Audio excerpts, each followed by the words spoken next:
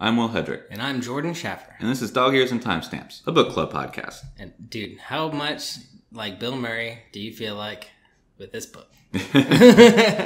So, I was not expecting the mechanic to be that the same consciousness travels between hosts, people. Yeah.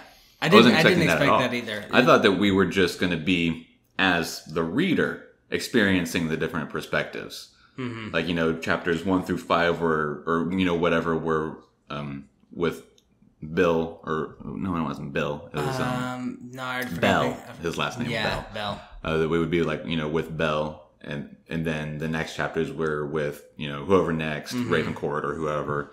But no, we're a consciousness that is traveling through different people every day.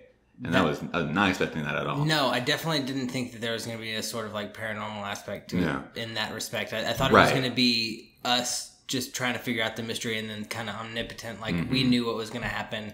But then there's the plague doctor and all this stuff like that. It's super supernatural. This is the book that Caitlin wanted. Yeah, definitely. So hopefully she's reading, because it's a good one. I really like it. Whenever that reveal happened that he was then jumping bodies, I had to go back to the beginning of the chapter. Mm-hmm. I was like, he started off remembering what happened the day before, right? And then I read it again. I was like, yeah. He starts this chapter recounting what happened the day before, and now he's a different person. Holy shit. It totally took me off guard. Yeah, I didn't... Honestly, like, as I was reading yesterday, like, I read so much of it yesterday that I might have been dozing off. I don't even know. But I barely even remember the section where he's the butler. Like, it was so short. It was such short. It was long, I swear it was like one chapter. It is. It was a whole day as the butler, and I was like, well... Well, it wasn't the whole day. It's just up until the point that he gets... his ass beat by Gold, the artist, which is like still in the morning. They describe the fight as happening, and then that's when he transitions to Raven. No, he transitions to whoever that other person is, the next person that he tries to escape with. Oh yeah, and then that person passes out too. Yeah, over midnight. Yeah. And that's when he learns that there's no, that's the vehicle for us to know that there's no way out of this except by beating the game or whatever. Yeah, it's like the Saw puppet, or right? Yeah, I don't play a game. And so then that character is now dead to him because he sleeps past midnight, which is the cutoff point for any perspective that he gets, or host, they say. Yeah. And then we get about as much Ravencourt as we got Bell. I feel like maybe more. Yeah. But yeah, maybe because now he's conscious of what it is that's going on, so he's trying to play the game. Either, honestly. It was a lot. Yeah, I think we still have a little left because I think chapter 21 is called Continued. Well, it's day 2 continued, so he's going back to the butler for a second. Probably, yeah, okay. So I think we're done with Ravencourt because Evelyn dies at 11. Yeah, we saw the end of the day. We all went all the way to midnight, and I think we're done with the driver whole too. Thing with them getting down to her body, and the doctor giving the last rites and blah blah blah, and then Ravencourt making it back to the ballroom and sitting on the bench. That's got to be like 30 minutes, right? And so then, however long he sits there, thinking about things, and then midnight has to happen. Mm-hmm. So then that's why he cuts back to the butler, because now he's out of Ravencourt. And so then day 5 will be the new, or our next host. I'm excited to see who that is too. I think it'll be a female. I don't know why.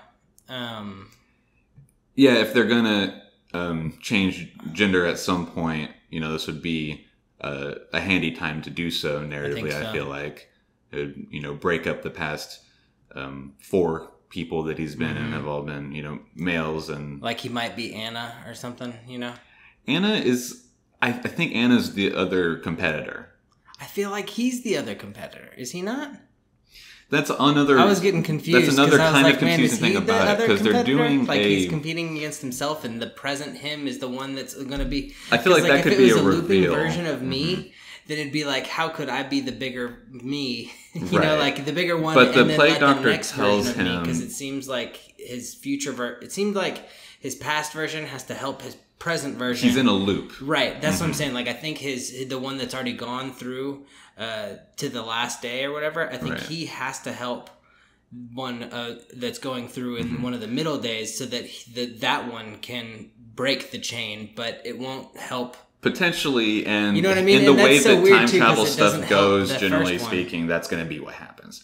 Because that's always what it is. Like, we're in a loop forever, and then the way to fix that loop is that we finally do the one thing different. And why else would we follow this one version of it too? But then there's also... loop, you're right. Yeah, but it's only a single 8-day loop, because the Plague Doctor says if you fail, at the end of the 8 days, I erase your memory, and we try again. So there's not... But it sounds likely to be, unless the conceit at the end of it is then that, he goes through 100 8-day loops, and by the time that he finally gets to the 100th 8-day loop, some embedded memory breaks through, and he can remember everything that he's already tried to fail for, 100 loops, and that's what gets him to go through. Like, the magic isn't foolproof on erasing his memory, sort of like the moment in Moon where he finds that he's a clone. And so, like, finally at a point of having done it for so long, the cracks start to show. Yeah. And you can break through. But I don't think that's what's going to happen. I don't think so either. I think the character... But as far as the 3 people thing as well, I'll just touch on right quick. The Plague Doctor says there's 3 of y'all involved in this game. You, one other, and the Footman, whose entire purpose is to kill you. God, it seems scary, dude. Yeah, that does seem like... Because they seem to have different rules amongst the 3 of them, at least in what... So, like, our character, as Ravencourt, gets the idea to, seed a clue, and by him doing it means that his future selves know that he did it. So then he speaks with the 8th day version of himself in Daniel Coleridge. Yeah. And we learn our guy's name too, right? What was his name? It was Aiden Bishop. Aiden Bishop, thanks. Yeah. And so we assume that Daniel 8th Day us knows a lot more. Yeah. He seems to know more about Anna. Mm-hmm. He says that Anna's more or less a friend, and that she is also trying to invest. She's one of the other of the 3 players, and so she wants to get out. And at least in the knowledge that he has, or that he's given to current us, that she is trying to work with us. Yeah. But the Footman is actively working against the both of them and trying to track them down and kill them, and seems to know who they are each day, regardless. Like, he just seems to already know their faces without having to try to figure it out. Yeah, maybe he's just played. So he seems to have a so different... many times too. He doesn't get his memory wiped. Who knows? Who knows what the rules are with them? He seems to have different rules for the Footman. And Anna definitely does have different rules. It seems like she has different rules too, because it's like, didn't she? It seemed like she died right off the bat in the first section. But I guess that wasn't her. At a point, it gets revealed that wasn't Anna. Yeah. Or at the very least, it gives a hint that it wasn't Anna at some point while we're Ravencourt. Yeah, I remember that actually, but I forgot why it was so believable. And then she just kind of... But I accepted it because it was the next day, and then it was like, quit looking because there was a Anna. rumor from one of the maids that he had befriended a little bit. Evelyn and her maid... her lady in waiting that she has from France, had been attacked in the woods. Mm-hmm. And so that's when then us is like, I guess we could just start calling him Aiden. That's when Aiden is like, oh, was that what it was that I saw when I was Belle, and not who Anna was? Because he just comes to saying Anna. Yeah, so that's the only he thing doesn't know why he's saying it either. That was interesting. I like how the authors kind of like made the struggle with the memories like apparent. Like it's definitely bleeding in that the other characters' personalities are coming out, but we don't even realize when it's happening. It just sort of takes charge with it almost seems like the characters' personalities show up the most when the storyline needs to have a progression, because it seems like a big storyline pusher was when I feel like when he says something, like as Ravencourt, and he's like, go fetch these things for me, and then he tells like his valet all the secrets behind what's happening. I don't know. It's definitely, it's a really interesting mechanic of them, you know, Aiden being in a different host each time, where, like, he's still more or less him, or at least what he thinks may be him. He's not sure. But he definitely realizes that each one is influenced, I think, by the well, Daniel, eighth day, tells him that. He immediately, you know, whenever he wakes up as Ravencourt in the library, says, that was a really good idea. I would never have thought of that as Daniel. That's something that literally only Ravencourt could have thought of. Because he's, you know, a little more like calculating and, you know, thinking of he's a banker. If I remember his description on the guests of note list on the invitation that's at the beginning of the book. That was a hard list to remember, too. I definitely didn't flip back because I was on the I remembered Ravencourt because that's just such a great name. Yeah.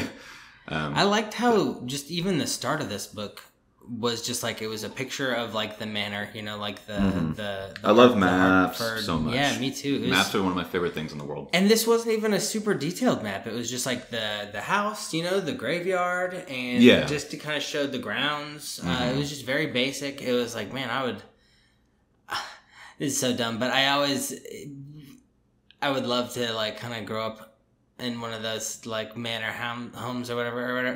Kind of like just I would love to live on land and have like I'd love to be able to spend like an entire day just just wandering around. Yeah, that sounds so cool. Yeah, Lion the Witch in the Wardrobe, kind of thing. Right, just get lost in the maze. Yeah, there does seem to be a maze in the back left of the immediate manor grounds. I remember picking that out, but. Maybe someone dies in the maze at some point. Everybody always goes in the maze in one of these murder mysteries that take place at, like, you know, the house on the fucking hill or whatever. Yeah. Always a maze scene. I was kind of hoping that the map would pop back up just like as a plot device, you know, like and then we would have to look at it. Well, they were talking about it, and I thought that a picture of the map would come back up, so I wouldn't have to flip back. But it didn't. Oh no! I was hoping the Kindle was looking out for that. Would be convenient, but no. In Aragon, I think every now and then he reposted. I think no, he didn't. No, I don't think anybody ever reposts a map picture if they've already done it it's once. It's not common. It depends on certainly the edition of the book. Because some publisher might do it, some other publisher may not. You know, in an edition, you would think that it would be a little bit easier to do in a digital format, but you would also think that they would just put fucking page numbers into the digital format, which they won't do with some Kindle books. Yeah, which drives me insane. I feel like that has something to do too with the algorithm based on like the size of the font on the page, because when I changed the size of my font on accident, it definitely changed like how many locations I had that I was doing. So I was like, but the page numbers will stay the same. True. Because whenever it does give you page numbers and you do that, and I don't know this because now I've read however many fucking books we've read for this show on my Kindle, it'll stay page 2 for a couple of pages. So it's able to do that. And I guess that's some trick of coding that they don't care to do with newer books. Yeah. Because the only ones that I've noticed not having the option for page numbers on was Descent of the Crane. Right. And this one, which is also relatively new. Yeah. So maybe just like new ones, they're just like, whatever. Yeah, we're just going to force them to switch. It makes me crazy. This new style. I hate that. Amazon, stop it. Just fucking make them, like, just put out a platform standard that if you're going to publish a book on our platform, you have to have fucking page numbers like any other literary thing that ever existed. Nope, new platform standard. Who do you think... So, like, at the end of this section of reading, I feel like we got a little clip because Evelyn Hardcastle is basically, like, set to wed this super disgusting guy that we have been for the last, like, 7 chapters to Ravencourt. And we know... We like him because we're... Because we're him. Yeah. We're Aiden Bishop. Thank you. I was like, what's his name? I was thinking Pierce for some reason, but I knew that wasn't it. Aiden Pierce is the name of the main character in Watch Dogs, the first one, which was a terrible game. It's not what I was thinking. That was the connection I made when you thought Pierce. His name is Aiden. Aiden Pierce. Such an edgelord. Yeah, but I mean, Aiden's cool, so I feel like because he's cool, we like Ravencourt. But I don't know if we would have liked Ravencourt if we hadn't been inside of his head. Going off of his steward's description, we probably wouldn't. Right. Yeah, and it seemed like Evelyn being forced to marry him. That sounds awful. Like that's like a definite. And like it's it's to push her over the edge. Punishment that her parents had in mind for her for messed up parents being responsible for. Well, because money corrupts, and You're right. It's such like a classic telling of rich nobility in this period of time, which is sort of ambiguous. But there's no they don't have a phone line at this estate. That's true. They obviously don't have cell phones. I mean, she should have just listened, though. Most people arrive in carriages. There's like one motor vehicle that we see. I didn't even remember a motor vehicle. You're right. I think there is. And the second host, where he tries to escape. Oh, yeah. He drives off. Runs out of gas halfway down the driveway. Yeah, they're all forced to use like his carriage or whatever, like the Hardcastles, like they all picked him up from a local town, I feel like, nearby. I don't remember exactly how they described it. There's apparently a town at the end of the estate, but the estate takes like an hour and a half to get to just on that last straight road. And all the never mind how many roads you have to take to get to that. Yeah. They're all like, man, the freaking Hardcastles won't even let us drive our own carriages in there. We had to stable them up in the town nearby. And There does seem to be more to what's going on because the first time that we see Evelyn die, she evidently kills herself. But then as he's passing out, Aiden as Ravencourt sort of thinks, well, the gun that she had was not the same gun that she had when we were walking through that was weird. The graveyard. And that was only, maybe an hour and a half, 2 hours ago. And she wouldn't have to be sneaky with those silver guns because those were her guns. She owned them, right? And they were her mother's guns.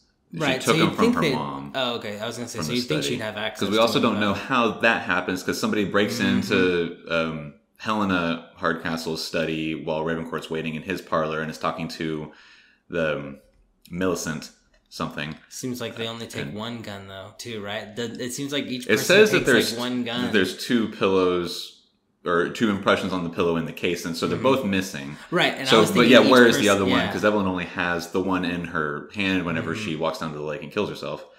Quote unquote kills herself. But then where's the revolver that she had that wasn't the one? Silver one. But she says that she took the one from her mother's study.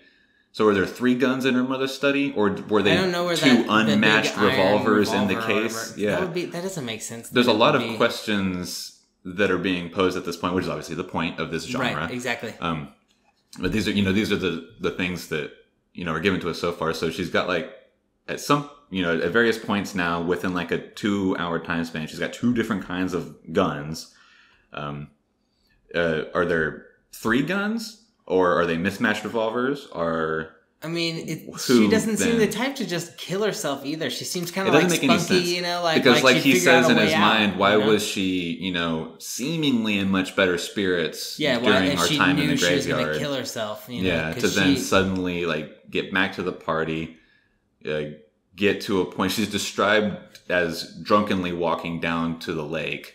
Yeah, and he saw a flash of silver, so it's still the silver gun. So it seems like after that too is when it seems like the iron gun or whatever it is, the iron revolver. So she has like 40 minutes to get herself drunk and have a different gun. How drunk was she already? Or I don't know, man, because she didn't seem very drunk before the announcement, and then now she's just wasted. You're right. Right. So there's definitely like some misleading being done, and that's of course the point of the person who murders her, assuming someone does murder her. Maybe she does kill herself, maybe we're nitpicking, but assuming that someone murdered her, they obviously want it to seem like what we now think it is, or what we're being told it is a suicide. So all of this is planned by him to whatever degree, him or her. So with I forgot what we're calling this sort of Saw guy, the masked guy, the plague doctor. The plague doctor, thank you. So he seems to be kind of directing the whole operation, and if she kills herself, that's not the answer, right? Because wouldn't it be like her parents would be the ones to blame because they're the ones that pushed her over the edge to kill herself? Because otherwise she never would have. So then would her parents be the answer? Do you get 2 choices? Is there stipulations like you knew what I meant when I said right? this? Yeah. What is the plague doctor's motivation? Yeah, and how do you know another one of the big questions right now. I don't even know how to answer the question still.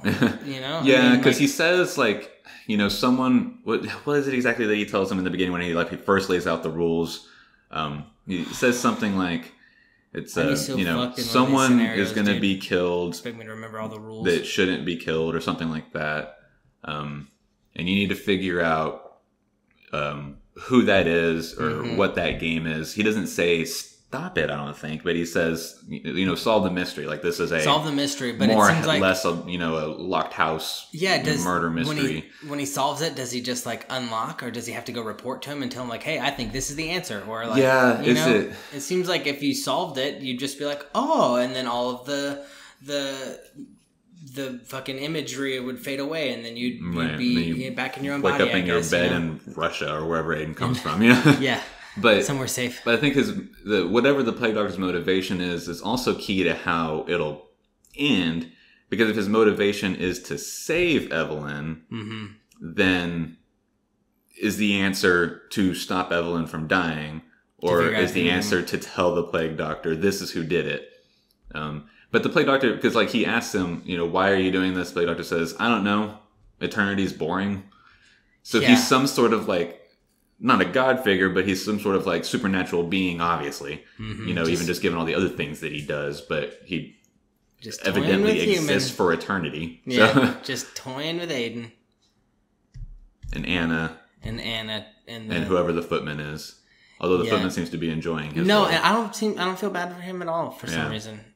I'm just like, no, that seems right. Good for you. You figured it out in life. This was your calling. Good on you. Job. And then Anna, she seems actually pretty legit. She seems cool. She's more on the ball than at least day 4 Aiden is. Yeah. Day 8 Aiden seems to be on the ball too. Mm-hmm. Evelyn is cool too. I mean, I know. I immediately fell in love with Evelyn. Oh yeah, they wrote her to be great, which was definitely the point. And her brother even seems really cool. I really like Charles or whatever his name is. I felt kind of weird about before him. We find out that it's just because Aiden's going to be inhabiting the different people, and then we find out that Danny Coleridge is day 8 Aiden. I at first wasn't sure how I felt about Michael and Danny, because the whole time Danny is sort of kind of weird, he's. And now we know it's day 8 Aiden, he's making sure that while he's in Belle's body, things are going the way that he needs it to, because he's now got a plan for his day 8 plan. And it's so calculated. And then whenever we find out that he took the compass from him and then did something with it and planted it in the graveyard, I was like, hey, fucking Danny's up to something. But now it's day 8 Aiden, so I'm not concerned about him anymore. But I didn't know how I felt about Michael either, especially whenever we get the reveal that Belle is, just a dope dealer. Yeah. And Michael's friends with him, but also 20 years younger. Yeah, it's and it's kind of okay, so you're friends with this guy because he's a dope dealer. So maybe you're kind of, not a good guy. It was interesting that was kind of revealed as his character trait. The first person we're in, it's oh, he's a doctor, but and then I was kind of thinking even just like he did too. He's I can't wait for his patients to hear that he doesn't have any memories of medical school or whatever. And it's he never went to medical school either. He was a dope dealer, So he might have maybe. I think he went to medical school. Did he? He seemed like he was just a dope dealer. I don't know how else you would get access to all these high grade narcotics. Murder. And I think we have to assume that this is probably early 1900s. That's the vibe. Late 1800s, I'm getting 1930s, maybe. Somewhere in a 50-year time span is when this happened, or at least this was the period that this is set in. So I don't it's not now you can find dope anywhere on the streets of any major city, pretty easily. Yeah. And it's more or less the same network, the people up top are the ones that are connected to get in, and then it tree roots out to everything else. And then you get the bottom people, which are the ones that you buy from. But I think that it's, at least I imagine. You sure know? I was about to say you sure know a lot about dope dealing. Jeez. Back then it would have been a much stricter structure, I feel like, and certainly with the way that Belle is described as doing is that his clientele is entirely the upper class, the people that are here.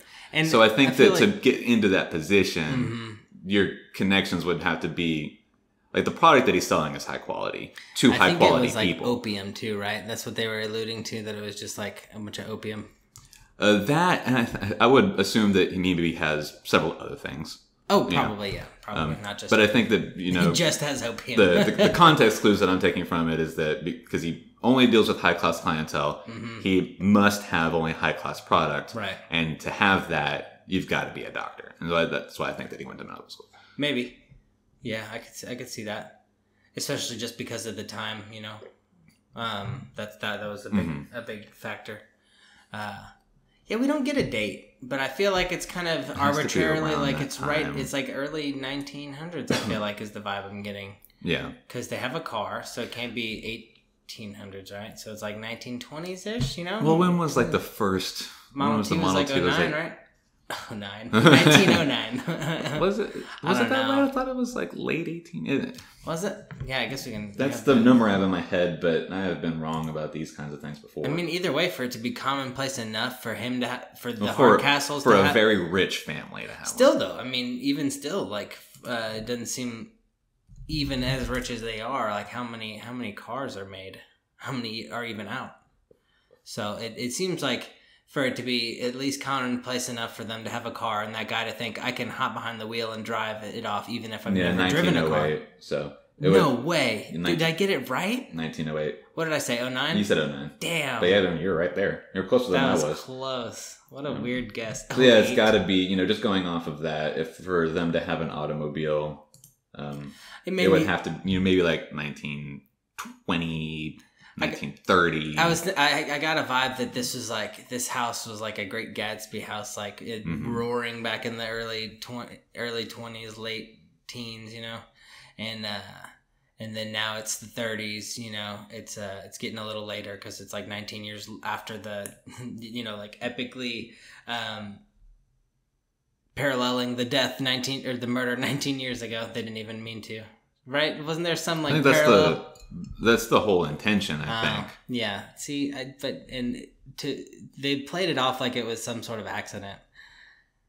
It felt like to me. Well, you know? But yeah, I mean that's. But obviously the Evie's death is meant to be, you know, like a suicide accident thing or whatever, as opposed to their brother's death was like a murder or whatever. Which I guess you could say was an accident because they were, you know, evidently drunk or something like that. The two men that kill him. But this whole thing is constructed to replicate that night because they do say that all the people that are there were the same people that were there for the party that was happening over the weekend at the time that their other son died. Yeah. So it's all very intentional by the Hardcastle family so far. I like the image, like the description and imagery the author has put behind like the manor, like the Hardcastle estate. You know how it's kind of like it's rotting away, but they're putting a bunch of flowers around to kind of cover up that. Right. You know, just like it's almost like they're living in denial. Like well, they haven't been back for a long time. Oh, okay. Because I think what happens for some reason I was thinking they were just still there. Yeah, the timeline that I've constructed in my head is, you know, going off of what they've given so far, is that the brother dies. He dies, and then they spend some time still living there. They send Evie off to France, to Paris, and then they leave. The family leaves at some point because then Peter Hardcastle, the patriarch, goes into politics during this 19-year period. And then, according to Michael, whenever that career, you know, gets shot down, that's when they then move back to Blackheath. I would love to talk to like the crazy groundskeeper that's been there the whole time, like for the 19 years that the Hardcastles were gone. Right. Like, you wouldn't believe what I've seen. Right. Voldemort and I think that's part of why it's in such a state of disrepair. Is that there's nobody's been there, so they didn't have a full staff of like maids and groundskeepers. They probably just had like, you know, the groundskeeper. They probably took their servant staff with them to whatever estate they went to when they were doing politics. I would do that. Yeah, I would not leave my servant staff there. Because they all seem to still be the same people. They all talk to each other like they're the same people. They know, they knew the the groundskeeper, whoever it was that tracked down the murderer, and then they made, a lord of some of their African estates. Oh yeah, I remember that now. And I forgot about that. So part. Like a lot of the staff seems to be the same. Maybe a new maid here or there, but probably also like 50 maids. Yeah. So they're not going to introduce us all to them, but they all seem to be the same. Oh, guess. Right. I didn't this is a very too many sort of maids for some reason, but yeah, there probably are way more like staff because it's a big estate, right? Like, I mean, the map we were given was pretty expansive. It looked like, which made me then kind of drool over it again because it's like, oh, I want this, right? Yeah, that would definitely be really cool. I've fallen down this YouTube hole so many times. It's like you wouldn't believe that this house is only worth like $1, and so like I click on it and it's like 10 houses that are like worth like it's nothing, but it's like because freaking 1,000 people were murdered there and tortured. So it's like, do you really want to live in this torture dungeon? It's like, well, for the rent, But it's like it's I don't know. I know that's not the case here, but it made me think like of one of those situations because I always fantasize when I go onto those top 5 houses or whatever, the mansions and the super estates. I always fantasize like, oh, what would it be like to live there? And I did that just from the boring little map that we had of this estate. I was like, man, what would it be like to live here? And even when I was talking about it earlier, it was just I've thought about it several times already, vicariously living through trying to live at least through the Hardcastles as like kids or whatever, but we don't get much of it. Right. And I'm interested to see when we get forced into the hunting party. I think there's going to be some interesting information there. We had that's like one leg of the adventure that we've been pointed away from almost, because the first guy and that's another part of why I was sort of against Daniel for a second until we get revealed that it's just 8-day Aiden. Is that he evidently at a point tells Michael, oh, that was a mistake. Belle didn't actually see anything like that, so y'all don't have to worry about don't worry about making the hunting party go look for whatever happened there. Right. So something happened. The 8-day Daniel or the 8-day Aiden doesn't want to have been found out about, or been found out, or have he knows what happened and doesn't need everybody to know what happens. Something's going on there. Yeah. And like you said, at some point we're going to be hunting party. Well, I guess we'll be with Daniel Coleridge. And so at least then, at least at the eighth life. Well, so I think that must be when we figure it out too, because it's the 7.5 deaths. So I assume that on the 8th life we figure it out. And this is the story. The plan is that he seems to have either works or a left turn has to be made with the plan last second to help it out. Caught in an infinite loop, very Stephen King ending. Right. Well, let's see. So we're 4 days in at this point, and we're a third of the way through the book. Give or take a handful of pages. Yeah. So, assuming that, the next 2 days, because now that Aiden is aware of the game and he's going to be although unwilling, is playing it. Yeah. Not wasted. Every host should get, more detailed stuff because more things are going to be happening as opposed to where Belle, where he was just trying to figure out just like even who he is, what's happening, blah, blah. And we've gone through 4 so far, right? So we're halfway. Yeah, because the second one was just the butler that we keep going back to whenever he's got, time left as whatever his current host is.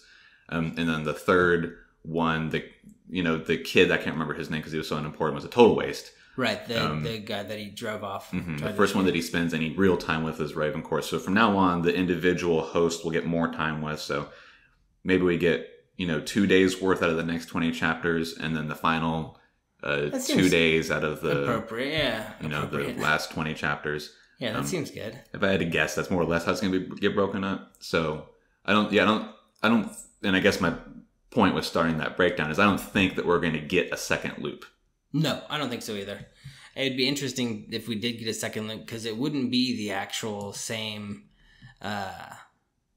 Aiden that we had followed the whole time. I know that's not because the rules that the Plague Doctor says I'll wipe everything and we just start fresh. Yeah. I mean, I know literally it's, I guess, probably the same soul, but in my head, I'm thinking of it as like a loop, and he just gets in my head, I'm obliterating him and like restarting with a new one back in time, like 8 days ago, not that and after they fail, I'm like, oh, you you're gone, start with a new one. Right. I'm not thinking, so in my head, I'm thinking of it as like a different timeline or a different universe version of him, not the one that we've been following this whole time, which is stupid because it is.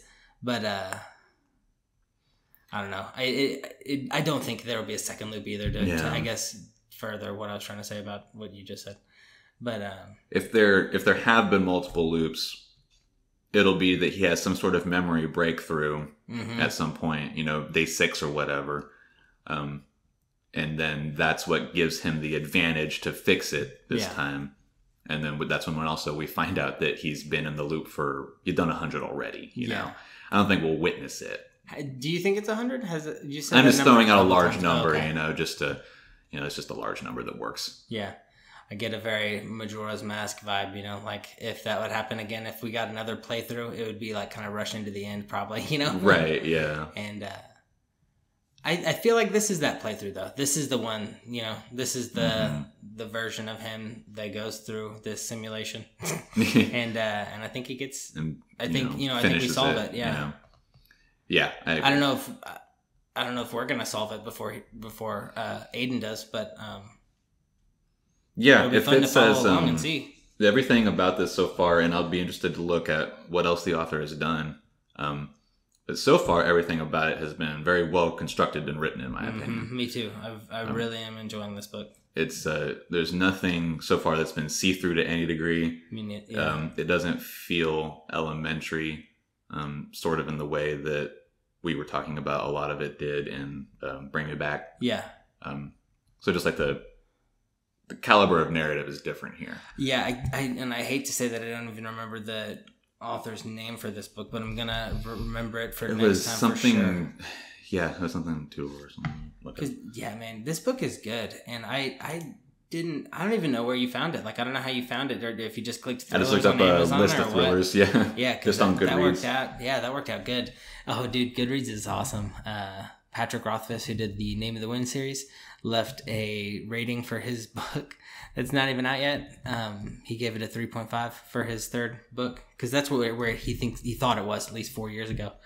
And it was funny because in his review he was like, I really appreciate that people on Goodreads are already leaving me 5-star reviews for a book that I haven't written yet. If you happen to have a copy of the 5-star version of my book, could you send it to me so that I could publish it? Because right now I only have the versions about a 3.5. So the 5-star version would be greatly appreciated. I thought it was funny too. The author of this is Stuart Turton. Ah, Stuart. God, what a British name. So noble. Right, it is British. Stuart Turton. That's what you said, right? Mm-hmm. Yeah, it's a good name. I like this book, man. I can't. I'm excited to figure it out with you and Aiden. And I mean, I'm excited for the next 20 chapters. Honestly, like I don't know what else I really have to say about it. I honestly think that we kind of covered all the things I was thinking. At least, I don't really. Well, we spend about half of it.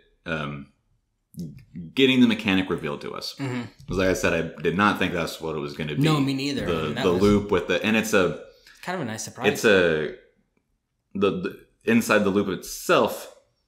It's a persistent existence of Aiden Bishop. Yes. Which even whenever the loop happened for the first time, or not the loop, but the rehosting happens. I didn't think that it was going to be a situation where they all existed. Each day version of Aiden existed. What's the word that I'm looking for? Like that they remembered everything, or what? Like that they not that they and it's not incongruent. I can't. I was just trying to steal the word that you were. That they would happen, right next to each other. Because they're not. Okay. It's not an individual conscious just jumping to the next body, and then that person that he was is now back to them. Mm-hmm. They're all existing at the same time. Oh, I see exactly what you're saying. And it's the same entity. It's the same Aiden, presumably, but right. This one, well, actually, it's not even the same Aiden because it's 8-day-older Aiden, I guess technically. Yeah, but, it'd be like if you talk to yourself in a week. Man, I don't want to talk to him. I don't know what's going on. So, it's not necessarily him. And then also with the influence of the host body, it's a little bit whatever Aiden's personality is changed in a little way. Like with Bell, he was a coward. With Ravencourt, he was a much more sure of himself person and much brazen smarter and bold. Yeah. It's funny too, being like being less comfortable too in that body as Ravencourt because he was so overweight and like it was a struggle just to move. It's funny that his and personality, having just gone from the young kid that he was in right before, where he was and I guess where he had the energy to walk for several hours, and where we were the first guy, which is presumably a middle-aged man, like a late 30s or something like that. I felt like whoever was talking to Evelyn and had the charm, the rapport with her that made Ravencourt a little jelly, like when they went to play chess, the Bell. Oh, yeah, that was Bell. Yeah. I mean, even then, it just seems like I forgot where I was going with that. But it seems like our host just being a totally different person and the way that everybody treats you, in addition to the way that you feel in that body. I think is sort of what you were getting at. And just that, they're all happening at the same time. The first host time he was still figuring everything out. Like he was like this young guy that was a young, like kind of handsome guy. And now, this is what I was going to say. Now that it's funny to me that being presumably the guy that you would think would have more confidence, when he's the guy that he's less comfortable in the skin of Ravencourt, he has more confidence as a character because that person, for whatever reason, has more confidence, even though you would assume that maybe the younger, more fit guy that could get somebody like Evelyn Hardcastle would be the type to have the more charismatic personality and more be more of like a, I don't want to say type A, but kind of a more commanding and have more be the more brazen guy but Ravencourt's through that one. So I don't know. I guess I thought it was interesting. It must just be from his, age and money and he's a very successful and evidently smart person. Very smart. Because his personal servant, his steward that goes with him, says he might be a bastard, but he's no fool. Ravencourt's a very intelligent and calculating man. That's why he's as successful as he is. Right. And so he's got the proof, like, I'm super fucking smart, and that's why I'm as successful as I am. So why wouldn't I be super confident? At least sure of himself. Which makes sense, yeah. I would definitely... As opposed to Bell, who is just like a seedy little dope dealer. Oh, true. But his whole thing is just, his whole life is based on the fact that people... He's exploiting the situation that is illegal. Wealthy than he is want his wares. And he's the only one that can get them, basically. Yeah. He's kind of cornering that market, kind of playing on the fear that, like, well, if I lose him, I won't have my dope, and he's cornering that market because they can't get it anywhere else, so I could see that being a much shadier business, whereas the banker version of Ravencourt is like, he has to play the game, and he not only has to play it, but he has to be the best at it to be where he is status wise, right, to be be the Ravencourt that we know and love. No, but I'm excited to unravel this book though. It's got a lot of layers and it's Stuart. I like that we've got an immediate new variable where we now have another persistent character that's in on it in Cunningham, the Ravencourt steward, because now he's up to speed of what's happening.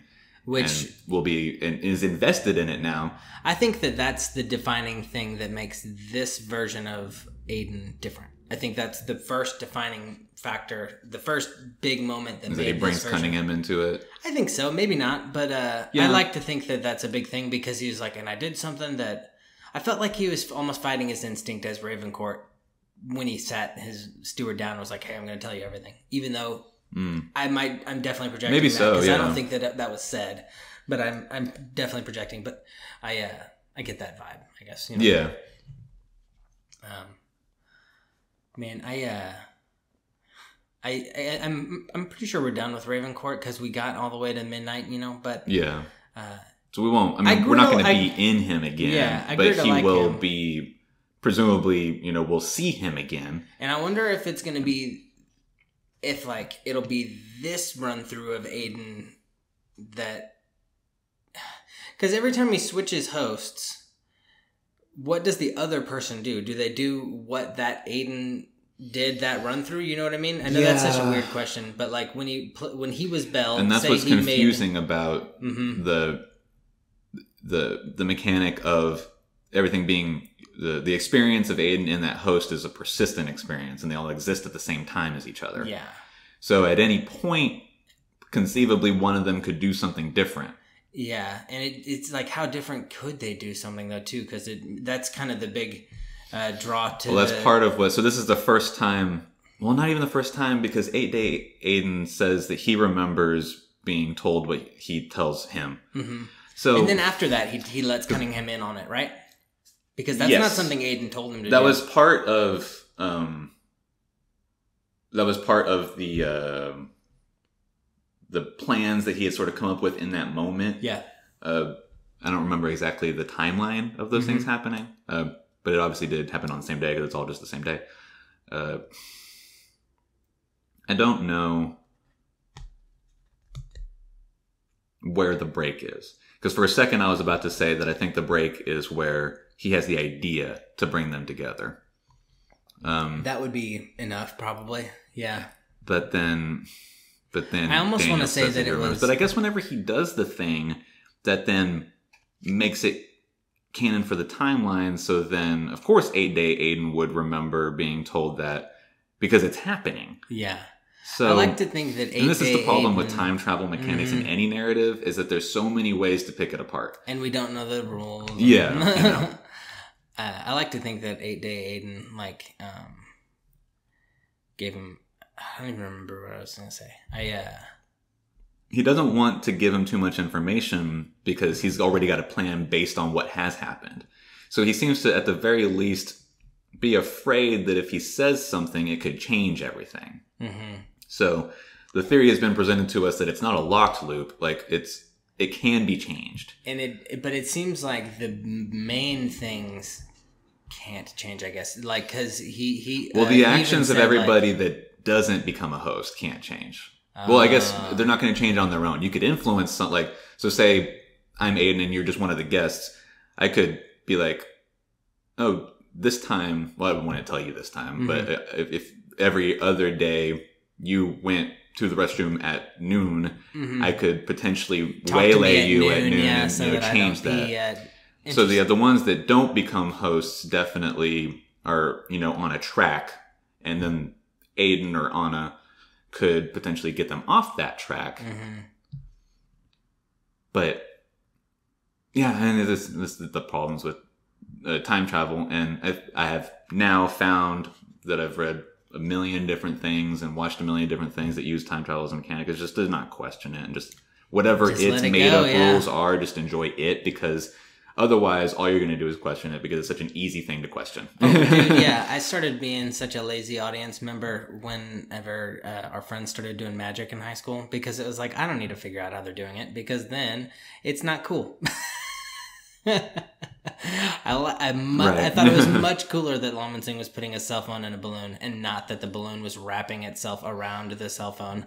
You know what I mean? He made it look like he freaking magically popped it into the balloon. I was like, oh, that's so cool. But then, of course, you YouTube it, and it's like the balloon just wraps around the phone. It doesn't do anything. Right. And yeah. So it's just like a trick of physics that's easy to identify. And but yeah, definitely when it comes to time travel, unless it's very poorly done, you gotta just let it roll. I'm not gonna question it. And it's so I am gonna be thinking, like, I wonder, if she did kill herself, the gun swap. There's a lot of questions, and I wonder who all we're gonna get in host body form too, because obviously we get the we know 5 of the 4. Yeah, but we don't know 3. Yeah, we don't know the 3 next to be one. revealed. We don't know who who Aiden's gonna become next. So, yeah, I'm just eager to keep going. I did a lot of reading on this yesterday and today, and it was. I felt the pace of my reading picking up, like, as I kept reading, because it was so it was exciting to read. Like, I was reading faster because I wanted more of the story. And I think I told you this before we started recording, but I barely even remember the part where he's the butler. Like, I was reading so fast and I wasn't really questioning that much, that, like, since it was just a single chapter as him being the butler. Like, I barely even noticed that he was a different person, which I know I should have noticed. But, everything was done by like 9:30 in the morning. And I don't think they woke up until 9:30. So it felt like everything was over so fast that I barely even noticed that it was a different person. And then once he started to realize what was going on, I was like, oh, okay. Well, now I get it. But it's... right. Yeah, this is a good choice. I like it. A great book so far. Yeah, I'm definitely excited to continue with it. Hopefully it maintains the level that it's at, as opposed to just falling off at the end. Yeah, I think I have high expectations for this book. I think it will maintain, and I think I got a good feeling about it. I think it'll deliver, dude. It got like 4 stars out of 5 and like a couple hundred reviews, like that's... This edition of it on Amazon that I'm looking at right now is 4 stars, 450 customer reviews. There you go. Not bad. So that's good, honestly, for an Amazon review book. Right. And I like the genre that we're diving into, man. Like, I kind of almost want to do thriller again for the third, for a third installment after this book. But we'll see when we get there. Yeah, I guess y'all know how to find us on Instagram and Twitter at ears_stamps, dog ears and timestamps on all the podcast platforms. Our email, dogearsandtimestamps@gmail.com. Mm-hmm. And we're just going to read the next 20 chapters, so 21 to 40. Yep. And then we'll see y'all next week. See y'all next Monday and next week, as you know. Mm-hmm. Still doing Good Omens. Obviously, those are on Mondays. Yeah. We are now, as of this recording and when this recording will publish, more than halfway through that series. So only 2 more episodes of that to go. And then we don't know what we're going to do. We're likely going to do Chernobyl. Yeah. But who knows? Maybe something else comes into mind that we decide to not do that. We'll see. Yeah, definitely. Yeah, if y'all have any ideas, let us know. You know how to reach us. I already said it, but definitely let us know if you have any ideas for a show or another book to read even. So... Yeah, we'll have to start thinking about what to do for the next book since we're killing this in 3 episodes. Oh, yeah. So. And I'm glad we are, man. I like the chunk we decided to read. It's so much more than we used to read, especially in the beginning when we were only reading like 70 pages. But now, I don't know how many pages we read. I felt like it was over 100, I would assume so. Yeah, it was, we read a bunch. And it was good. And I wanted to keep reading. Like, I read all day yesterday. That was like my main activity for the day. I took a couple breaks from reading, but like it was like anime breaks, Right. So I'm still reading. I went on Friday night to Umi, the sushi bar down on 35. Yeah. And I just sat there and ate sushi and read the first 10 chapters. Nice. And then I read the rest of it last night and a couple of chapters today after I woke up. But yeah, it was easy to read, and I'm imagining that the next 20 chapters are going to be easy to read as well. Oh, it's going to be fast too. Easy in that it's engaging. Oh yeah, it's going to be fast. That's what I was about to say, because it's so engaging. Mm-hmm. But anyways, we'll see you on next episode. I'm Will Hedrick. I'm Jordan Schaffer. This is Dog Ears and Timestamps.